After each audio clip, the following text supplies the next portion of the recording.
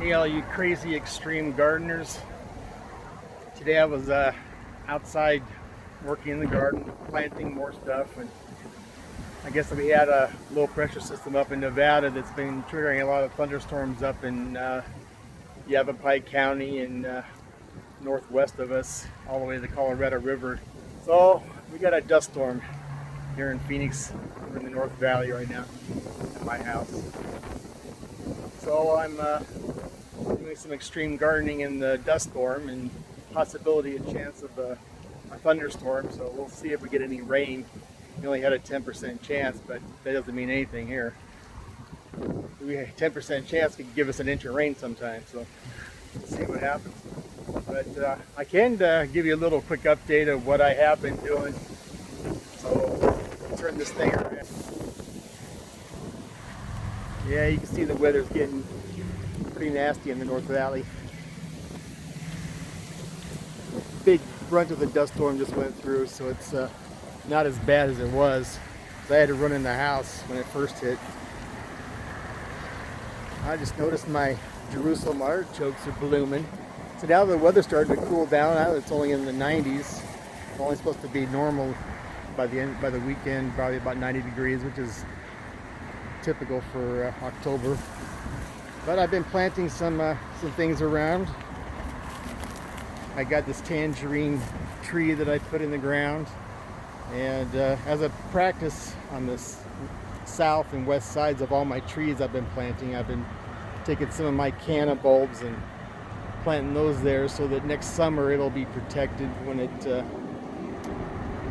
starts getting blazing sun, and get that canna to pop up in the spring and start spreading around the south and west side of it to protect it, because I don't want to have to shade anything like I did my navel orange that's over here. I had a board over that all summer long, and it's pretty much protected. But I sprayed it with some IV Organics 3-in-1 spray, but it's got some new growth on it. So now that it's going to get some sun, loofah gourd kind of climbed up the fence and it's flowering, so we're going to have some loofah gourds for some more sponges. And you can't see this one because it's well protected by the canna, but this is my variegated Eureka lemon. So the leaves and the lemons are variegated yellow and green, and it's got some new growth on it, but the lemons are actually pink flesh, so they're going to have be for pink lemonade, so that's going to be interesting. So you can see on my west facing wall, my last wall that I had for planting, I've been planting citrus, and a couple of years ago I planted a seedling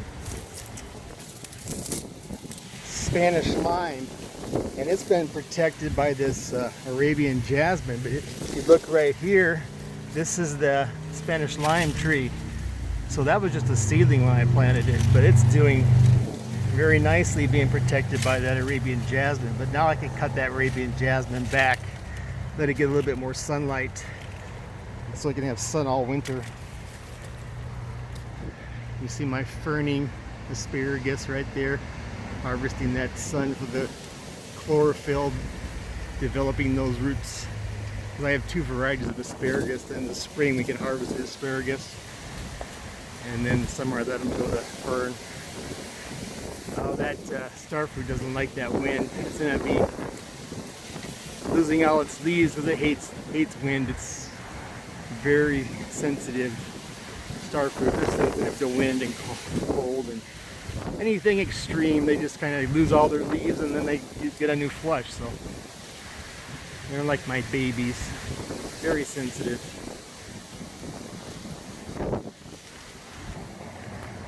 You can see I still have some watermelon sprawling around here. I did see another watermelon right there. This is an Arizona King. I just pulled out a 25-pounder.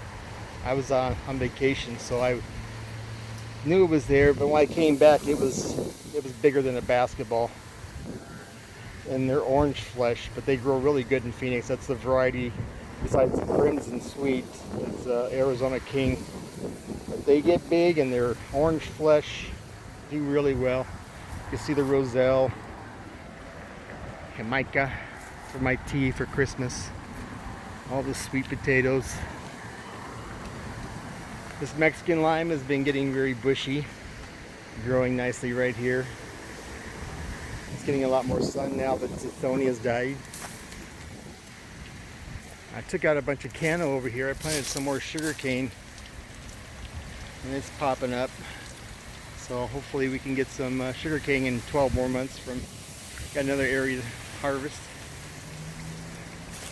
My red lady papayas are doing well. You got papayas on them. Yeah, I know, it's about a year in the making. My waterfall. I got to get that done. Oh, this wind threw a bunch of leaves into the pond. We have to, as soon as it calms down, I'm gonna have to scoop all those out. Barbados cherry, growing nicely. Well, it's a jungle back here now.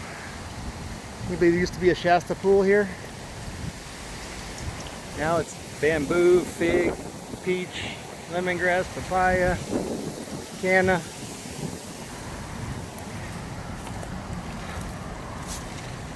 In December I can plant some wheat in this bed. Yeah, this is extreme gardening. And back here in my Indian section with the neem tree, I wanted to keep the theme of Indian culture. So I have some curry. Curry started there. This is an area I need to really probably compost. Get these whole area a little bit better in fertilization. It's had a lot of wood chips breaking down, but it breaks down so fast. I need to get some more nutrients besides the wood chips. So I need to get some compost in here. Maybe some chicken manure this winter.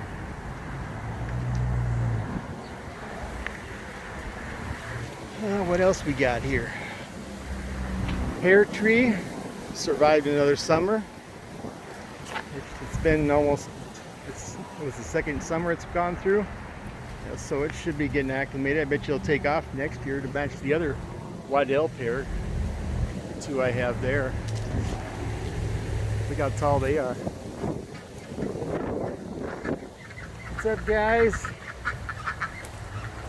What's up, Rose? She's the noisy one, the white one. She's my alarm. She's the one that wakes me up in the morning and say, feed us. Yeah, you're a psycho. Coral vines blooming nicely. Can you believe these mulberries were just seedlings 2 years ago? Just thinking 20 feet tall now. These are 3 years old. And we got some new plantings over here. Planted on Miwa Kumquat. Got that from the Urban Farm Project, Craig Peterson. And this is another variety of muscadine called the Fry. I got planted there, and it's I can get that to trellis next year, just like my other muscadine over here. It's going over the archway. Got to get that bed prepared for lettuces and kales. This one, we got snow peas and carrots popping up. I don't know what variety of peppers those are, but they're growing. Dragon tongue beans popped up from the seeds I got from the island of Madeira when I was there. Tomato plant. It's just honey cherry red. It's got a couple tomatoes on it. Oh, we're gonna get tomatoes again, because we're still gonna be warm until December. I got a couple Island de Bourget, Go Violet. Those figs I started in the raised bed. I'm gonna transplant those in January. One thing I love about the bamboo, right next to the house. Bends, but doesn't break. Whoa, that's about a 50-mile-an-hour wind gust. Look how the bamboo takes it.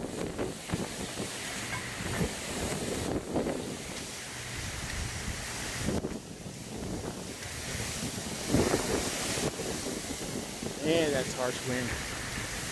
Even the moringa's not working, it's just bending because it's single finger. Taking all the loose leaves off, that's for sure. This is why we need to stake up our trees. Make sure that they don't fall all the way to the ground, like the jujube. We got the 3 stakes on that one. Boy, that pomegranate's hovering over that Arizona Ripe avocado though. Ice cream bean, hopefully get that to flower.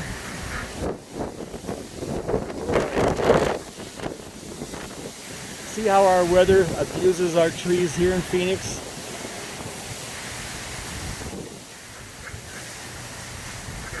Crazy weather.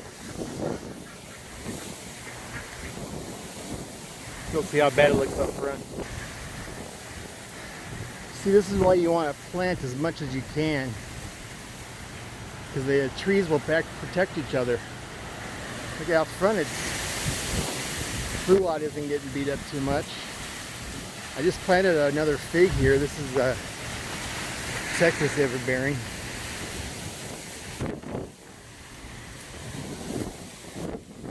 And this year my sweet almond bush didn't pull away from the house like it has previously. It's getting more protected from that bamboo. These harsh storms really would tear that off like it did last year. Moringa's holding up, it's bending. Apple trees are starting to lose their leaves already.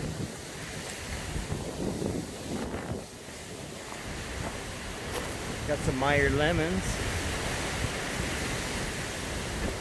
Yeah, this is a new planting. It looks like it's got some new growth. This is a southern variety of lilac. It's supposed to grow in our climate, so I'm testing it. Oh, look at this weather. Woo.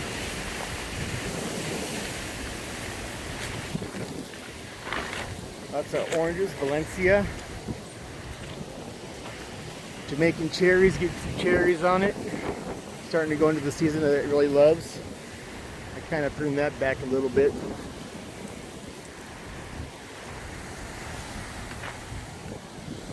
I trimmed my tree and it looks like the wind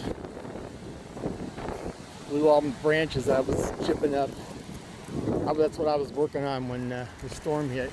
Well, that was full of flowers, the Rhodophonciana. Still got a few left hanging on it that were knocked off by the wind. Basketball hoop got blown over.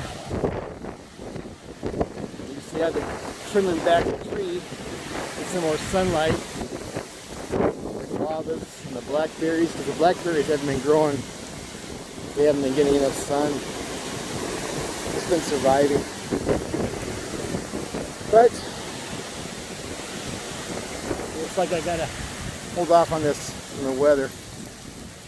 I do have another new planting over here. For those of you like me who've had bad luck with loquat, the last one I had the shade structure got knocked down and got burned up by the afternoon sun, late afternoon. It was getting shaded by the mulberry, but then I was told, do not let these be in the sun past 10 a.m. by Jorge over at Green Life Nursery. So that's all they get. They get sun, morning sun, till about 10 a.m. and filtered light all day long. Even as the sun's going down, it has very, very little light. I mean, it has light, but not sun. Just whatever gets through the leaves of my siso tree.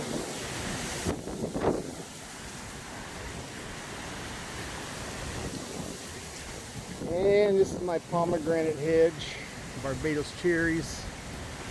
As you can see, I've just been trimming these up, feeding everything back to the soil. So guys, that's my update for this extreme weathering conditions today. Have a good day.